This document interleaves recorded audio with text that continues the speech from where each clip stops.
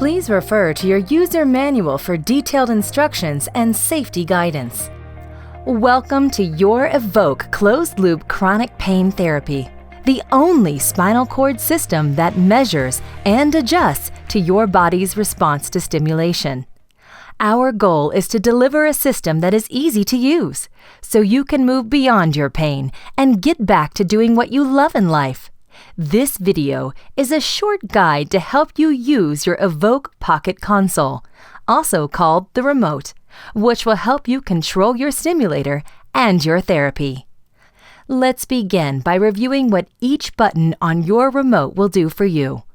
As we walk through the use of the remote, you will hear one beep every time you press any of the buttons. Before we begin to adjust your stimulation, you must first turn on your remote. Looking at the bottom left corner, you will see the on-off button. Press the button for approximately 2 seconds and wait for the remote to connect to your stimulator. If you need to stop your stimulation, go to the upper right corner and press the red stop button. For the stop button to work, you must first turn on your remote.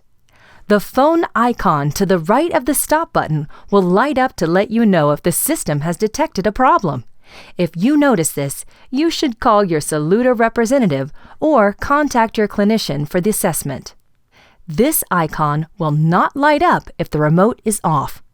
The plus and minus buttons allow you to increase or decrease your stimulation intensity.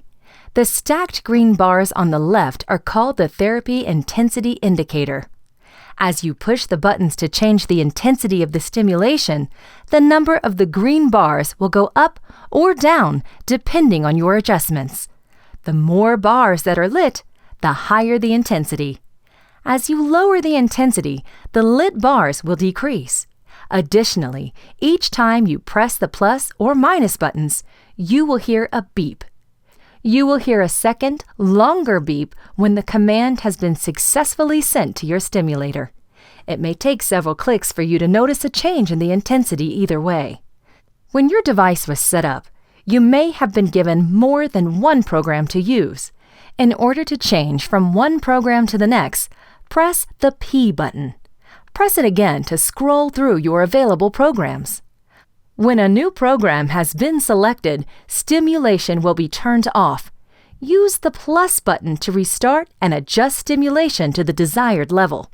The icon on the upper left of the remote is called the Stimulator Battery Level Indicator. It lets you know how much charge is left in your stimulator.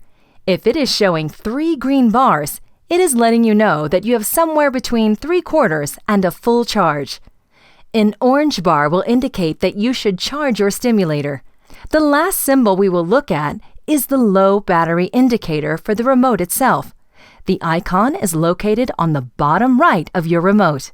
This will tell you the battery level of your remote. This symbol will be lit orange when you need to change the batteries in your remote.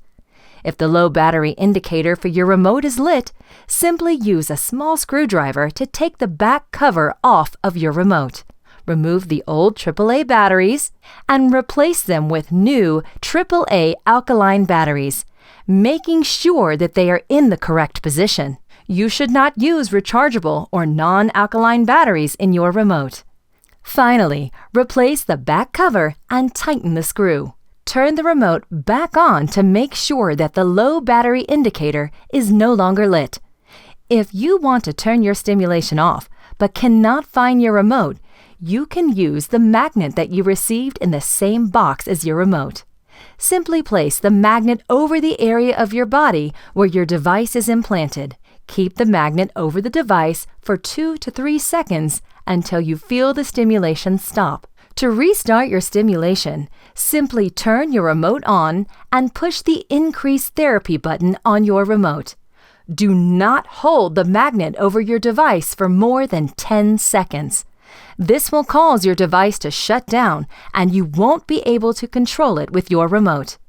If you happen to turn off your device with the magnet, you can restart it by beginning the charging process. Once you start charging your device, you will be able to control your stimulation with the remote. That's all there is to it. If you have any questions, please refer to your Evoke SCS System user manual that was included in the box with your remote.